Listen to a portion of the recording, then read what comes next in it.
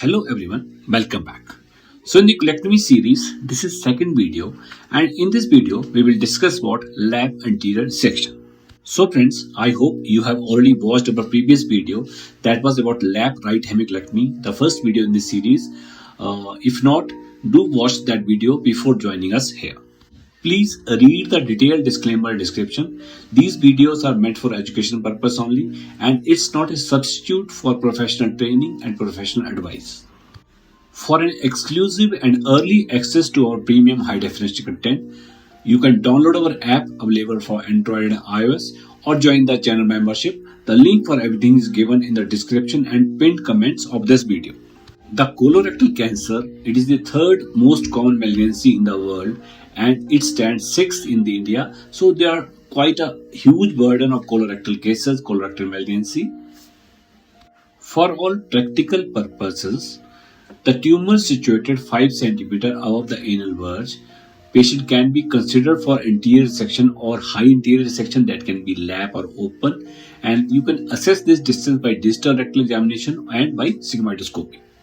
And for the tumors below this mark, that is below 5 cm, that is basically involving the lower 1/3, usual recommendation is low anterior section or basically abdominoperineal section, depending upon how much lower margin you can get. This is common confusion in the mind of trainees that how to identify, and this is one of the most common asked question. So how do we identify the rectosigmoid junction? There are different clues like the disappearance of sigmoid mesentery, mobile sigmoid becomes relatively fixed, rectum. There is a narrowing of the ball diameter, the sigmoid column gradually narrows into rectum. Tinea coli spread out. The 3 tinea coli merges into continuous longitudinal muscle coat of rectum. Loss of colonic features like ostration, sacculation, and appendices epiploicae disappear. Superior rectal artery branching level where it divides into right and left branches, where the superior rectal artery divides into 2 branches, that also basically mark the rectosigmoid junction.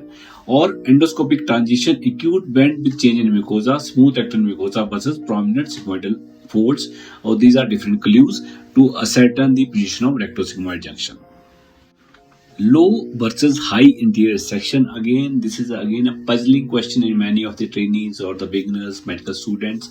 So low anterior section is when we dissect and anastomose below the peritoneal reflection with ligation of superior and middle rectal arteries. You have to remember that there is a peritoneal reflection, usually pouch of Douglas or the rectovesical pouch reflection. If we extend our dissection by mobilizing the rectum below that reflection and our anastomosis retroperitoneal or extraperitoneal, then it will be labeled as a low anterior section.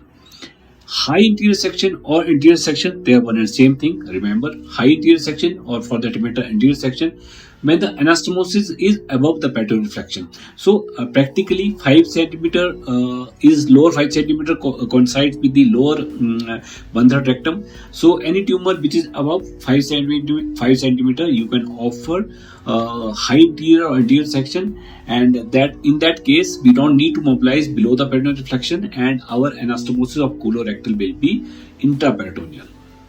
Things will become clear as we will demonstrate during the live dissection. So how to prepare these patients for the surgery? What we follow is that we give 4 liters of PEG-LAC, that is the polyethylene glycol, 24 hours before the surgery. So usually our policy is that if the surgery is on say Wednesday, then we'll give this PEG-LAC on Monday so that patient is comfortable, whole bowel is cleaned, and then patient is kept on high carbohydrate and liquid low residue diet for 1 day. So if surgery is on Wednesday, then Monday patient takes PEG-LAC. On Tuesday he will be taking clear liquids and high carb diet. Then overnight we keep this patient NPO. We don't give any no antibiotic bowel prep we give. This is our unit policy, our institutional policy. It may vary from institution to institution. And DVT prophylaxis, we use compression stocking and pneumatic compression devices. Recommendation is for the low molecular weight heparin. That books do mention that it can be started pre-op basically one day prior to the surgery, but we start on the POD1 on the same night. And our antibiotic policy is to give cefuroxime and metrogyl at the time of induction. The patient position, specifically if you are planning the laparoscopic procedure, is very, very important, paramount importance. It is modified lithotomy position. Legs are secured using straps. Proper padding is ensured, so that there are no pressure points. Otherwise, they can lead to the transient weakness in the limbs. Thigh alignment, point number 3, it is very, very important that thigh should remain in line with torso or below. Otherwise, while doing the laparoscopic surgery, your instrument will clutter with the thighs and you will not get the space. So proper thigh alignment, they should be at the level of torso. They should not be basically very high in the air. Is very, very important. All these patients should be catheterized on table. So once the patient is under the anesthesia, again always do the rectal examination, assess the tumor extent, involvement of the sphincters. Everything is of paramount importance, because once the patient is relaxed, you can assess the extent easily. Then rectal washout, always give it with the betadine solution to reduce the tumor shedding. Small points are important, do remember them. And if the tumor is bulky, or if there is basically retroperitoneal involvement, then you can put the left ureteric stent after the induction. So do remember this picture, specifically in the beginning part of our career. So the patient is in modified lithotomy position. The thighs are in line with the torso. They should not be high in the air above the torso level. Patient slightly head down, triangular position, and left up position is given so that ball falls away from the target anatomy. Surgeon stand on the right side of the patient and the cameraman stand on the right side of the surgeon as depicted here. The scrub nurse can stand on the right side of the camera person or in between the legs.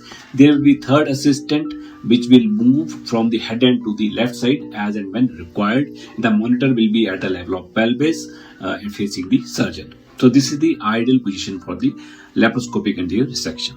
So friends, this is the classical 5-port position as taught by and popularized by Sir Plani Velu from Gem Hospital. So basically here left side is towards you, target anatomy, and foot end is towards the left side of the screen. Okay.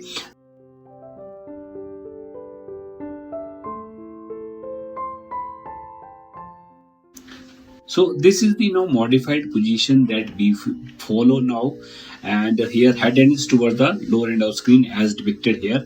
So classical 5-port, now we follow 4 ports only. So port number, which is port number 3, is the supra-umbilical port. That will be your camera port, or it can be interchanged if required. This is the camera port, and as I said, above the umbilicus and towards the right side 12 mm. So another is number 4 is your 5 mm port, which will be your in the right lumbar region. Then port number 2 is your right hand port, that will be in the left iliac fossa suprapubic port. Port number 1 is your 5 mm port, that will be retraction port for the assistant. So this is the port position that you should remember, and it is more helpful. As I said, camera port number 3 is above supraumbilicus and it is toward a little bit on the right side. Here it is supraumbilical, but now we put more on the right side. That will help in the pelvic dissection. And this port number 2, 3, 4, these are your basically working port. Port number 3 is camera port. Port number 4 is your left hand port. Port number 2 is your right hand port. Port number 2 initially you can put as a 5 mm, but later you have to upgrade to the 12 mm for introduction of the your staplers for dividing the rectum, and you should make a proper triangulation. In addition to the normal instruments like Merrill and graspers, for anterior section or rectal surgery, claw forceps, the ball grasper, plain and ball grasper, atraumatic ball grasper, Ellis clamp, and Babcock, these instruments will be required, specifically the Ellis forceps and the claw forceps. While articulating the circular stapler, these become must. And the instrument number E, ball grasper, this is your main workforce, and these atraumatic ball grasper. So these should be ready while preparing this case for the lap anterior section. So that was the theoretical setup background about the lap intersection. The case which we are discussing in this video about the lap intersection. This is a 56-year-old lady with no major comorbidity, ECOG1, fit for the surgery. She presented with bleeding per rectum for 3 months, altered bowel habits with constipation, intermittent abdominal pain, weight loss of 4 kg. On colonoscopy, there was also proliferatory growth at rectosigmoid, intraorbital sigmoid only at 18 cm of the anal verge.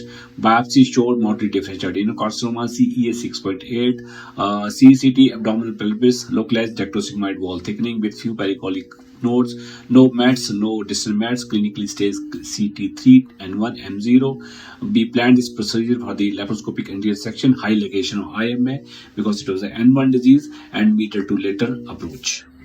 This will be your first part of the lap intersection theoretical part. Now we will start with in the next part, we will start with the actual demonstration of the lap intersection.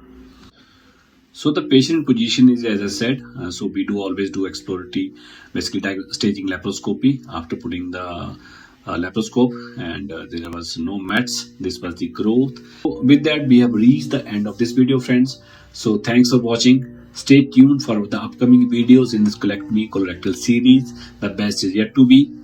And for an exclusive and early access to our premium high definition content, you can download our app or join the channel membership. The link for everything is given in the description of this video.